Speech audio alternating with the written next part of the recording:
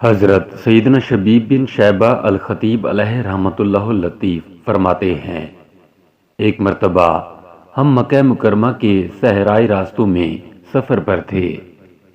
ایک جگہ ہم نے قیام کیا، دسترخوان لگایا اور کھانا کھانے لگے۔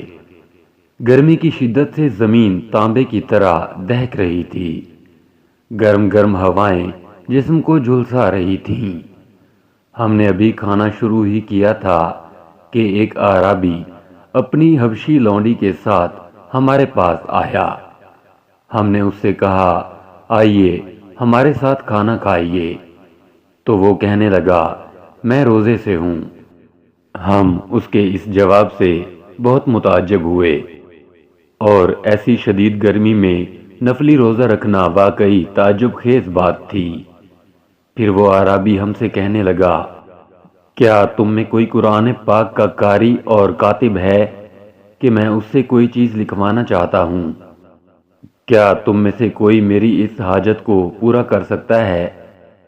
جب ہم کھانے وغیرہ سے فراغت پا چکے تو ہم نے اس سے پوچھا، اب بتائیے آپ ہم سے کیا چاہتے ہیں؟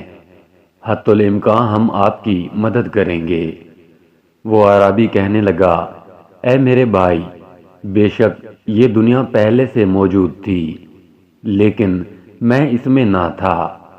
پھر میں پیدا ہوا، اب یہ دنیا ایک مقررہ مدت تک باقی رہے گی، لیکن میں اسے عنقریب چھوڑ دوں گا۔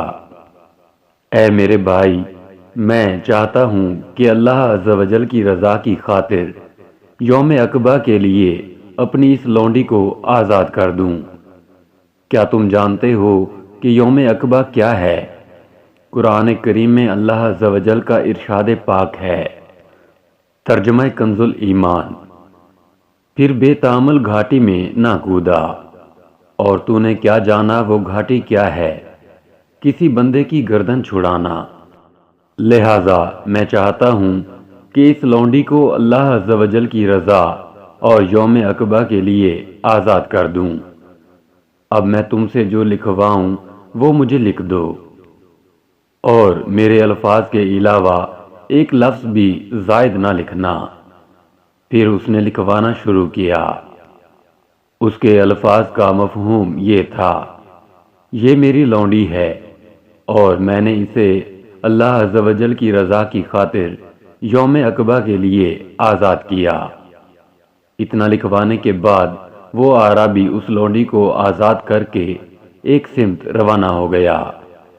حضرت سیدنا شبیب علیہ رحمۃ اللہ اللطیف فرماتے ہیں، میں پھر بصرہ واپس آ گیا، اور جب بغداد میں میری ملاقات حضرت سیدنا مہدی علیہ رحمۃ اللہ الہادی سے ہوئی تو میں نے انہیں اس اعرابی اور لونڈی والا واقعہ بتایا، تو آپ رحمۃ اللہ تعالی علیہ فرمانے لگے، اس اعرابی نے اسی طرح اپنے 100 غلام اور لونڈیاں آزاد کی ہیں، اور وہ جب بھی کوئی لونڈی یا غلام آزاد کرتا ہے تو اسی طرح ایک مضمون لکھوا کر اپنے پاس رکھ لیتا ہے اور لونڈی یا غلام کو آزاد کر دیتا ہے۔